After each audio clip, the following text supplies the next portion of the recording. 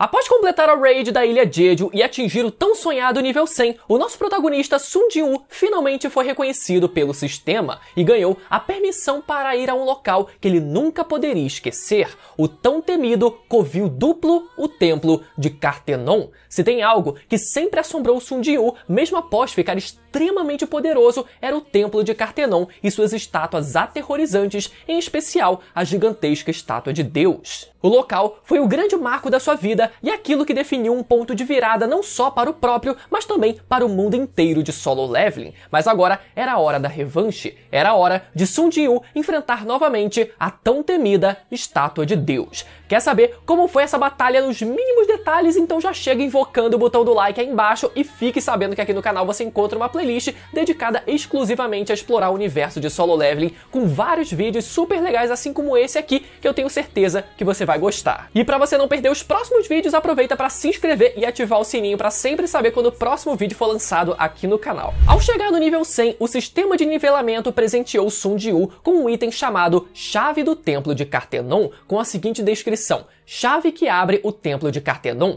A localização do templo será informada após uma certa quantidade de tempo. E esse foi o exato motivo pelo qual o Sun Jin-woo não correu imediatamente para o templo após concluir a raid da Ilha Jeju. Parecia que o próprio sistema de nivelamento queria que o nosso protagonista se preparasse bem e até ficasse mais poderoso antes de voltar ao local, o que já era um grande presságio do perigo que espreitava entre aquelas estátuas. Após o fim do tempo de espera, o nosso protagonista recebeu a localização de um portal que, assim como o primeiro portal a aparecer na obra, continha o próprio templo dentro de si. Tudo o que restava agora era adentrar no local e terminar as coisas de uma vez por todas. Usando a chave para abrir o grande portal que selava o templo com uma magia desconhecida, o nosso protagonista entrou no local e no exato momento em que seus pés pisaram no salão, o portão foi novamente fechado com magia. Chamas azuis surgiram e iluminaram o local onde tudo começou, mas diferente de antes, agora com uma percepção além da compreensão humana, ele podia sentir.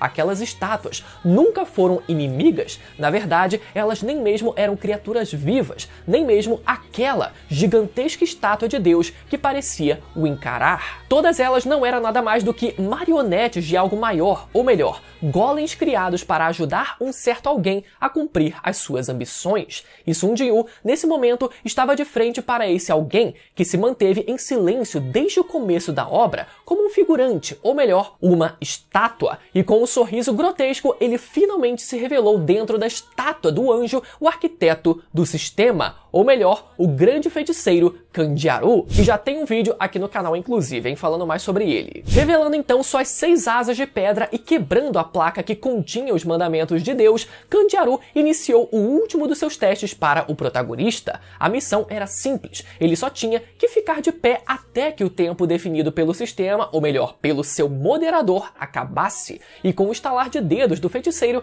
as estátuas de guerreiros começaram a se mover em direção ao protagonista de forma firme e ameaçadora. Não só isso, mas o nosso protagonista rapidamente descobriu que algumas regras foram impostas pelo arquiteto durante aquela missão. A primeira das regras é que uma de suas habilidades havia sido selada naquele local, o que foi percebido pelo Sun Jin-woo ao tentar usar a sua habilidade mais característica, o Exército de Sombras. A segunda regra é que itens como poções e consumíveis foram desabilitados temporariamente. A terceira regra era que os bônus dos efeitos de recuperação de status também não poderiam ser usados. E por fim, a última regra do arquiteto é que o nosso protagonista não poderia sair do salão, tornando assim impossível uma fuga ou retirada estratégica. Porém, mesmo vendo que todos os seus preparativos foram desperdiçados graças ao capricho da entidade, nosso protagonista não se abalou e logo partiu para uma ofensiva, confiando plenamente em seus status físicos para derrubar as marionetes. E essa confiança logo se provou justa, com as estátuas de guerreiros sendo facilmente quebradas pelos seus punhos e partidas ao meio pelas suas adagas. Aquelas marionetes que antes pareciam se teletransportar, agora já não eram mais um grande desafio para Sun Jin-woo.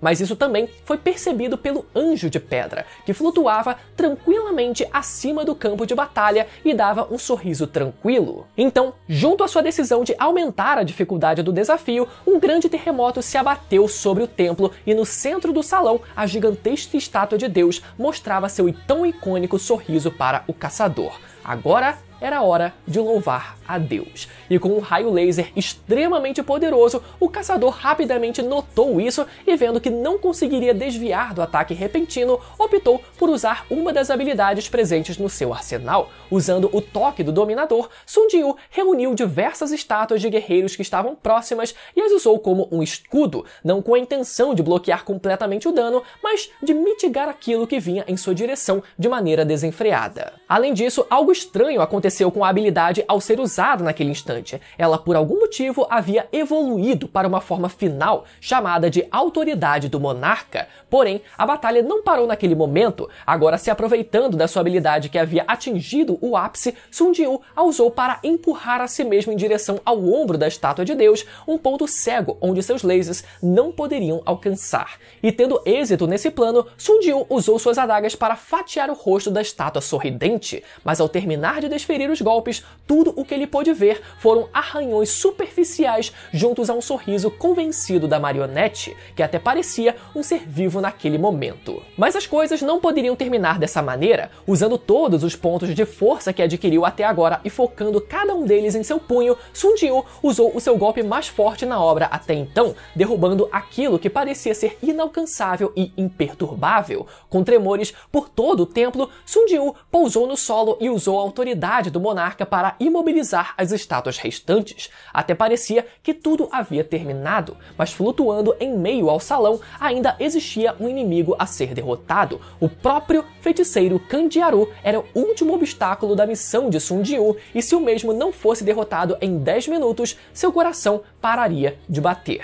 Em um piscar de olhos, as asas do anjo de pedra que flutuava se contorceram e se enrolaram, e 6 grossos braços surgiram nas costas da entidade, enquanto suor escorria pelo queixo do protagonista, que conseguia sentir a seriedade da situação. Sem nenhum aviso prévio, um ataque envolvendo 3 braços da criatura o enviou voando até o outro lado do salão. O ataque então foi recebido por uma série de golpes consecutivos que foram recebidos e devolvidos pelo protagonista. Naquele momento, uma luta física começou a se desenrolar, mas vendo como isso poderia ser ineficaz contra o feiticeiro, Sun Jiu usou novamente a sua autoridade do monarca para atacar à distância, o que foi recebido por uma técnica similar vinda do arquiteto, que anulou o poder lançado contra ele. Para piorar a situação do protagonista, Candiaru reuniu todas as armas usadas pelos guerreiros de pedra para suas mãos. A luta então voltou a acontecer, e durante isso o arquiteto revelou algo muito curioso para o caçador Sun Jiu. Ele não havia sido escolhido pela entidade à sua frente. Pelo contrário, outra coisa havia o feito. E quando tudo parecia perdido, por algum motivo, algo estranho aconteceu novamente. Sentidos e velocidade, ambos os atributos usados pelo usuário do sistema, haviam aumentado subitamente. É como se algo estivesse ajudando Sun Jiu, algo desconhecido. Mesmo usando um corpo falso, o arquiteto não pôde deixar de notar isso. Era como se o caçador à sua frente estivesse se adaptando aos seus ataques, bloqueando e os devolvendo com força igual. E de maneira até meio desesperada, ele reuniu todas as suas marionetes para atacar em conjunto e deter aquele ser tão singular que o ameaçava, que mesmo sendo atingido diversas vezes e tendo que aceitar ataques diretos no seu corpo, finalmente rendeu o arquiteto, encerrando assim a missão que lhe foi imposta. Com o fim da missão, o arquiteto do sistema fez algo que mudaria para sempre não só a vida de Sun Jiu, mas também o destino do próprio cosmos. Com seu consentimento, memórias de um passado esquecido surgiram e colocaram o protagonista em transe. Guerra. Dezenas, não, centenas de monstros marchavam em direção a uma guerra e olhavam ansiosos para o céu. Aquela não era uma calamidade que poderia ser parada por meros humanos, mas e se a guerra não estivesse sendo travada contra humanos? O próprio céu rachou e abriu um buraco no espaço, e de dentro dele, tão lindas quanto suas asas, luzes emanavam desses seres tão angelicais que não poderiam ser chamados de algo que não fossem anjos. E quando a guerra se iniciou, um verdadeiro massacre se abateu sobre essa terra estrangeira. Os monstros foram dizimados pelos anjos de luz, que gritaram um coro de vitória, até a chegada dele. Uma entidade tão escura quanto a noite usou o bordão tão icônico do protagonista. Um ergam-se foi direcionado àqueles monstros que caíram e um mar de sombra surgiu de uma única vez. Sun Jiu sabia instintivamente, aquele era o monarca das sombras. E agora, renovados com novos poderes e imortalidade, os monstros conseguiram lutar contra os anjos novamente. Rugidos surgiam e a própria terra tremia, tudo ia de acordo com a vontade do monarca e a vitória parecia iminente, até eles aparecerem. Um lobo branco maior do que montanhas, acompanhado das mais variadas feras, e uma criatura com presença demoníaca, acompanhada dos grandes clãs nobres dos demônios que já haviam sido vistos e até aniquilados pelo próprio protagonista. Um conflito interno se abateu e naquele momento, mesmo as sombras imortais foram de alguma forma mortas, e ao fim do conflito,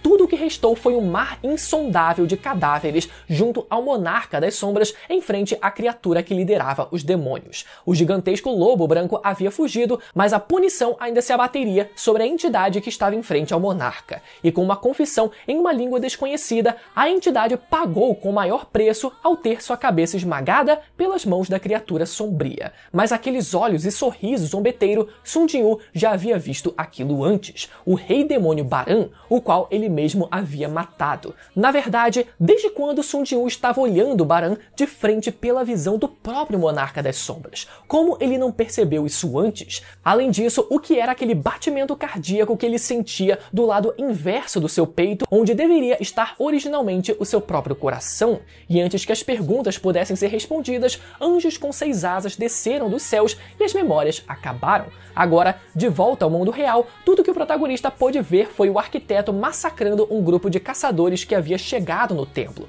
E sem hesitar, Sun Jinwoo rapidamente subjugou a entidade mágica com a ajuda do Coração Negro, algo que havia sido implantado no seu corpo pelo sistema. Em confusão, o arquiteto não pôde deixar de gritar para o verdadeiro monarca das sombras, que deveria ter assumido o ego do protagonista. Ele percebeu algo, ele havia sido traído e em meio a maldições, ele tentou manipular o sistema para acabar com Sun Jinwoo, apenas para perceber que sua moderação havia sido destituída e passada para o homem à sua frente. Sun Jinwoo não pôde deixar de lembrar de uma promessa feita muito tempo atrás. Ele finalmente havia devorado o sistema. Ele havia superado aquilo que o permitiu ser tão poderoso. E com extrema facilidade ele pôde destruir o corpo do arquiteto, que o lançou uma macabra previsão. Quando os pilares de fogo que sustentam o céu estiverem erguidos, a morte inevitável irá bater à sua porta. E com um simples manda ver de Sun Jinwoo, essa foi a sua última interação com o feiticeiro. As consequências desses eventos foram gigantescas e se vocês quiserem saber mais sobre isso, eu recomendo vocês assistirem o meu vídeo resumindo todas as vezes que Sun Jinwoo subiu de nível, onde eu digo o que aconteceu com essa profecia. Além disso, vocês acham mesmo que o arquiteto morreu? Se também quiserem saber mais sobre a entidade e o que houve com ela após esses eventos, eu recomendo o vídeo sobre a verdadeira identidade da Estátua de Deus. Esses 2 vídeos vão aparecer agora na tela para você ir lá assistir, beleza? Até a próxima, tchau!